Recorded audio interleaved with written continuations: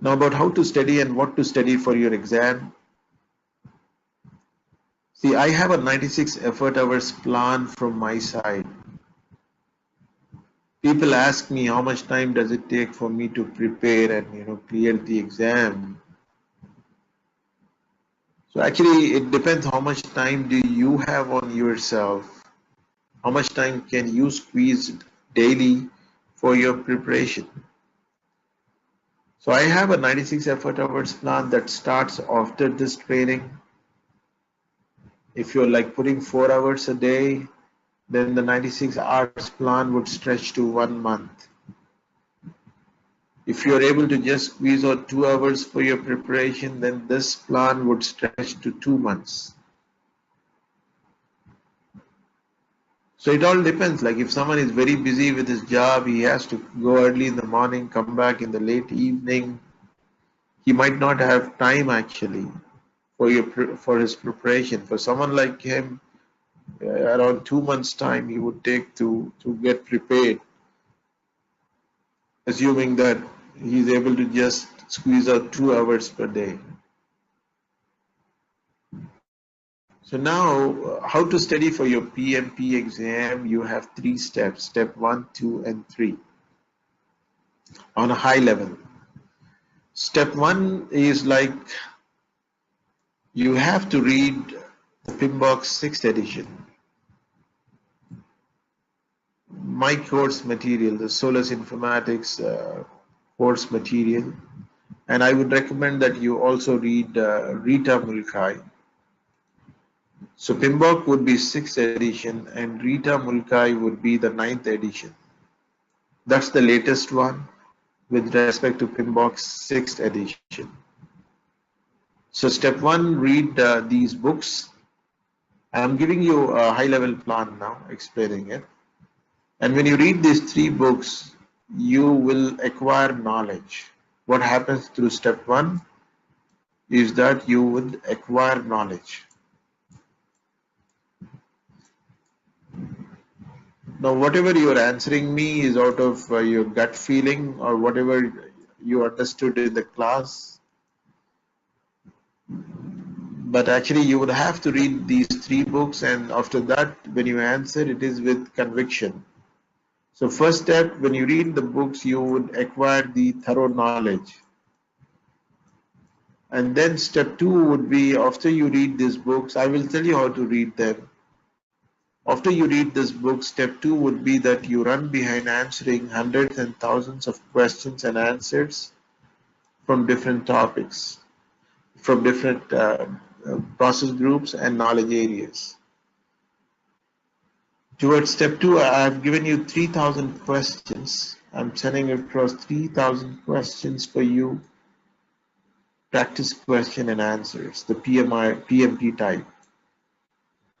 First, acquire the knowledge and then run behind answering hundreds and thousands of questions from each process group and knowledge area. Step 2 is where it brings up your situational awareness. Step 2 brings up your situational awareness. To pass the PMP exam, you should develop situational awareness,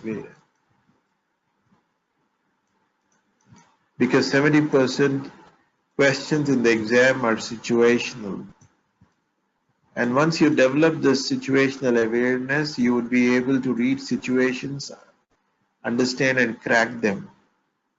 And step 2, very importantly, brings in the PMI way of thinking in you. When you have 2 correct answers, which one would be the best out of the 2 correct? PMI way of thinking is very important. This comes only through practice.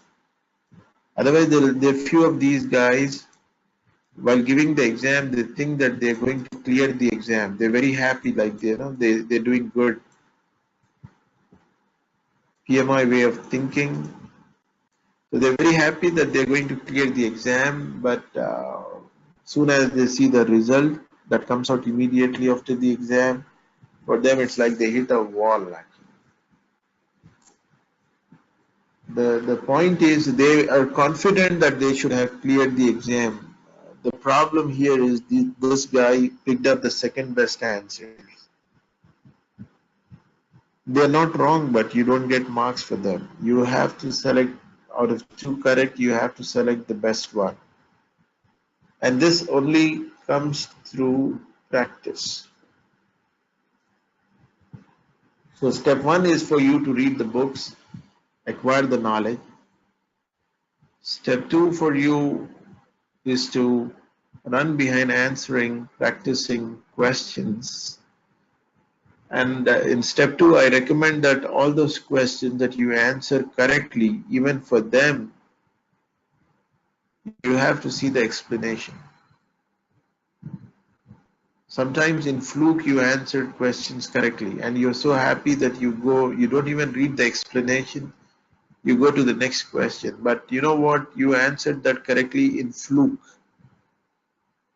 So make sure that all questions that you're answering correctly, even for that you would read the explanation.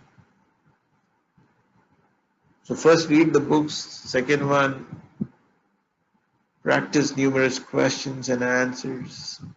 That brings up the situational awareness, PMI way of thinking.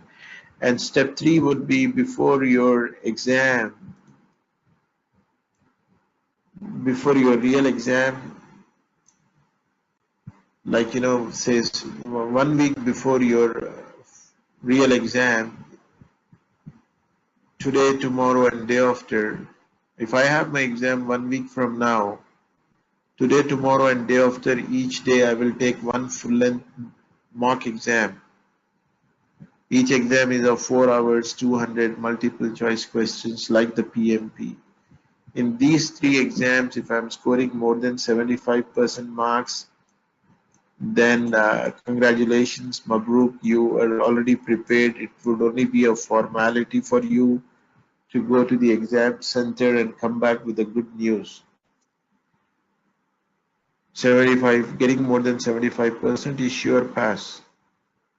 Getting around 60% in the three full-length exam, somewhere around 60%, is a risk. This guy might pass or he might fail. He might come to the border and fail in the exam. Getting around 45%, 45% should not dare to go for the exam, should not do any adventure. Getting 45% in the three full-length exam is sure fail. This guy should actually defer his exam by at least 1 month. There is some serious problem the way he is actually preparing. This guy is not going to pass the exam at all. This conference will now be recorded. So like I told you, step 3 is like for you to take the 3 full-length mock exams before the real exam. And in these 3 exams, if consistently you're scoring more than 75%, then you are ready for the PMP exam. So you have to take a go, no-go decision actually. 48 hours before the due time of your exam, you can postpone it. Once you enter the 48 hours window, then you cannot postpone the exam.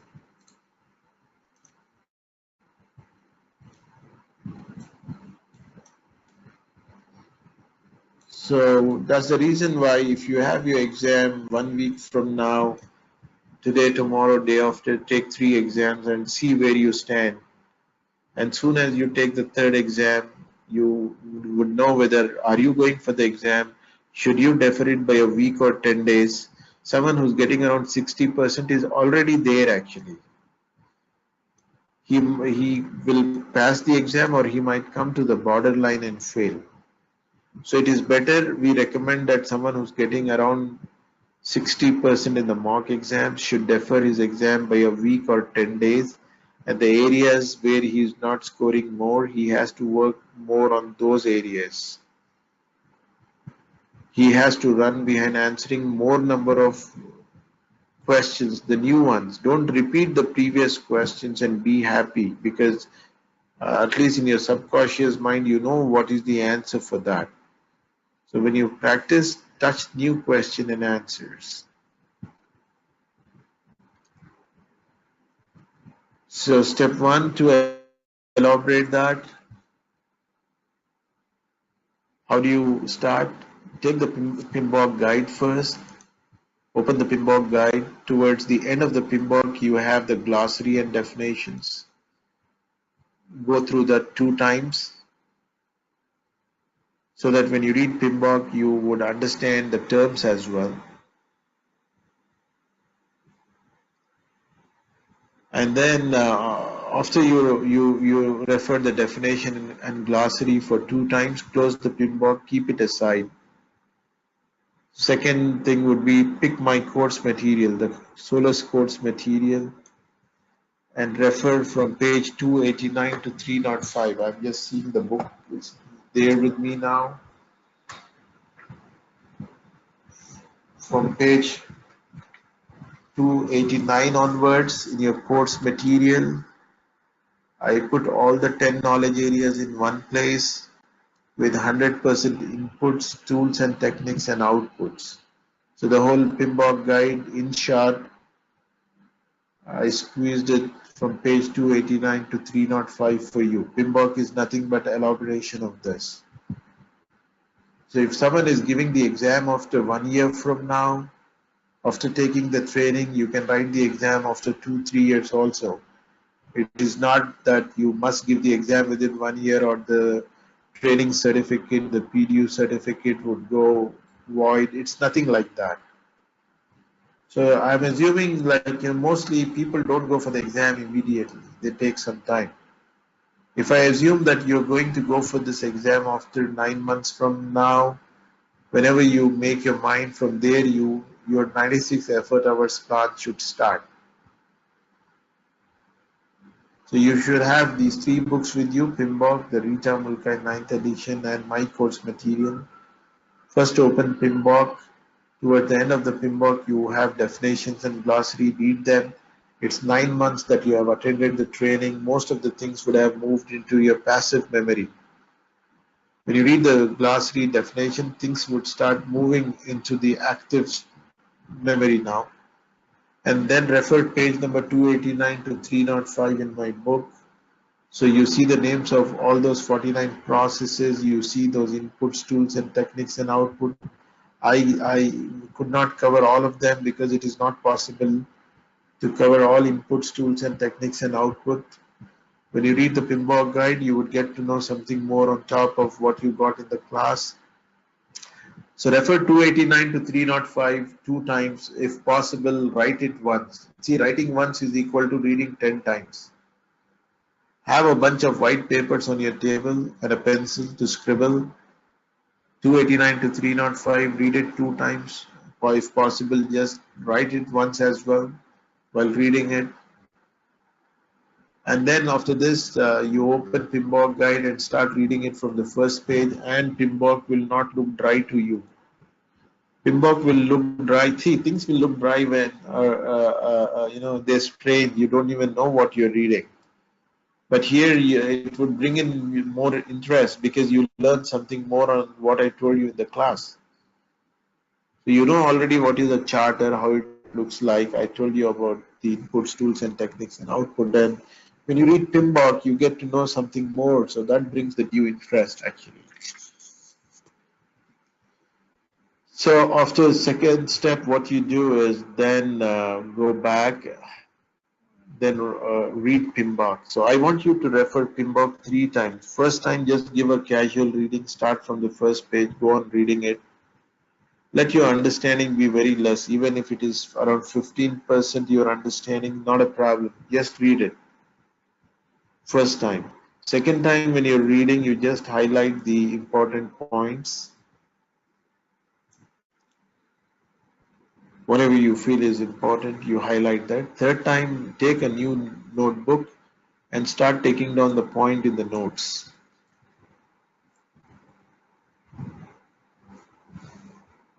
All right, brother. This conference will now be recorded. So, like I was telling you, like how to study and what to study for the exam. So, a quick recap is like you would first start with the PMBOK glossary definitions. Then you would refer the Solus course material. Like I said, you have to refer from page 289 to 305.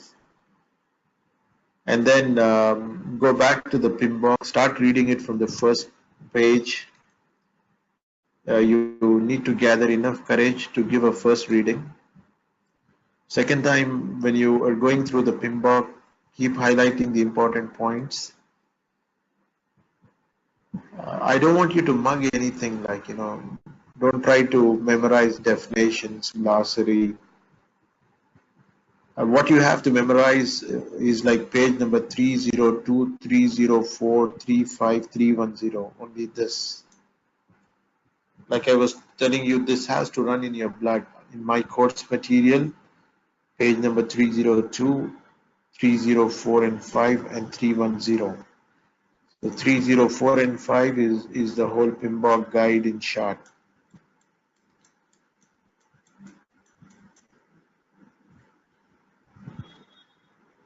So second reading, highlight important points. Third reading, make short notes for final revision. Understand PMBOK with respect to process groups and knowledge areas both. And second time when you read the PMBOK, read it as a critic. Why this tool here? Why do I have it in two other processes as well? So look at it as a critic so that you know where what is used and why. Every day when you sit for your preparation, keep putting the memory dump. Have a bunch of white papers on your table and a pencil. Keep writing down page number 302, 304, 305 and 310. So keep writing it so many number of times that it has to run in your blood itself, because this saves your time in the exam. When you read a question, nanosecond, it should cross your mind from where in the PMBOK is he asking you this question. Which process group, which knowledge area, which process. And then elaborating the step 2 where I asked you to practice numerous question and answers after you have read the books, towards which we are giving you 3000 sample question and answers. And also on top of this, you practice more number of numerical questions and questions related to the network diagram. And like I told you, for all those questions for which you're answering it correctly, even for them, you must see the explanation.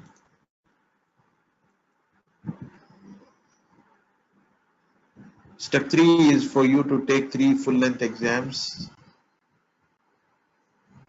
And this would be a go, no-go decision for you. With all that effort that you have put, now you check yourself, check for your preparedness. Right, and like I told you, in these 3 exams, if you're consistently scoring more than 75%, then go ahead and pass, give the good news. Someone getting around 60% is a risk, may or may not. Someone scoring around 40-45% is no risk, sure fail. Right, so if someone who's getting around 40%, I want him to defer his exam by a month or 2 and look at himself like he has some serious problem with his preparation.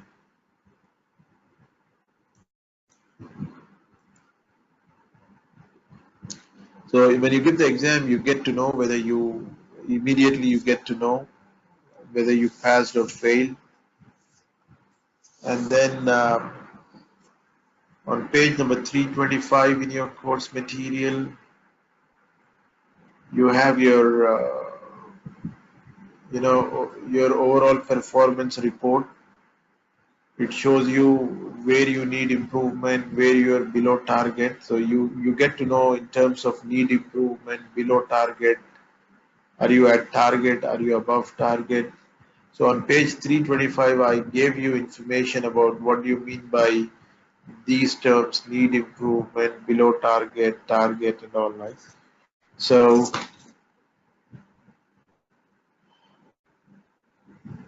you also have to refer about the agile terminology also, because the agile fundamentals and terminology is part of the PMBOK 6th edition now, and you have to refer about code of ethics and code of professional conduct from the PMI website. You get questions from code of ethics and code of professional conduct as well.